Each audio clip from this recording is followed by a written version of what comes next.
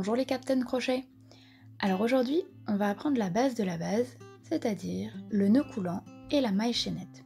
C'est le point de départ qu'on va faire quasiment à chaque projet pour commencer. Donc, au départ, on va faire le nœud coulant. Un nœud coulant, c'est comme si on faisait un nœud sur un fil, mais au lieu de passer donc complètement le fil ici, on va venir faire un presque nœud. On va venir en fait faire une boucle ici et retenir le bout qui se présente ici. Et on va, en tenant les deux bouts, faire coulisser pour obtenir un nœud coulant. On va mettre notre crochet à l'intérieur de cette boucle et on va pouvoir venir resserrer autour du crochet. Et à partir de ce nœud coulant, on va venir faire une maille chaînette. Cette maille chaînette, ce sera la base sur laquelle on viendra faire nos rangs par la suite.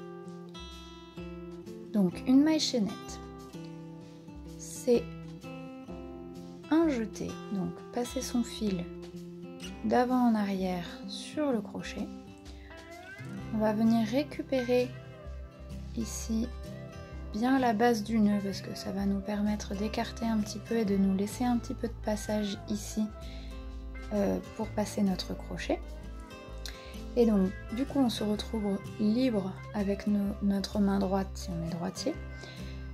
Et on va venir faire coulisser le crochet en accrochant notre jeté au passage et on va venir passer dans la boucle. Nous obtenons notre première maille chaînette. Nous allons recommencer, faire un jeté d'arrière en avant sur le crochet. On récupère avec nos doigts notre index et notre pouce dans notre ouvrage et on va venir accrocher le jeté et le passer dans la boucle. Nous avons une deuxième maille chaînette. On recommence. On vient attraper. On accroche le jeté et on passe à travers la boucle. Alors ça sert à rien d'être trop serré ici parce qu'on veut vraiment avoir du passage ici. Si on est trop serré, trop proche, on va avoir du mal à passer notre crochet. Donc on fait un jeté. Donc quand on est à l'aise, on n'a plus besoin de passer d'une main à l'autre. On garde toujours notre ouvrage. C'est notre crochet qui s'enroule autour du fil pour faire le jeté. Et on vient passer directement.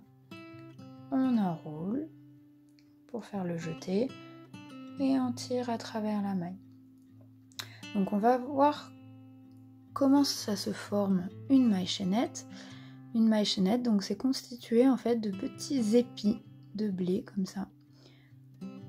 Ici, ici, ici, ici. Et on continue.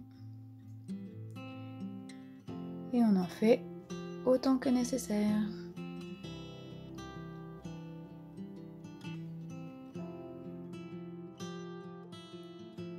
Une maille en l'air. La maille en l'air, c'est exactement la même chose qu'une maille chaînette. C'est juste que cette appellation est différente parce que cette maille est faite au milieu d'un ouvrage. Donc là, c'est au début du rang. Ça peut être pour faire des arceaux, etc. Donc la maille en l'air, c'est la même chose que la maille chaînette. Voilà, une fois que vous avez terminé, vous pouvez donc couper votre fil.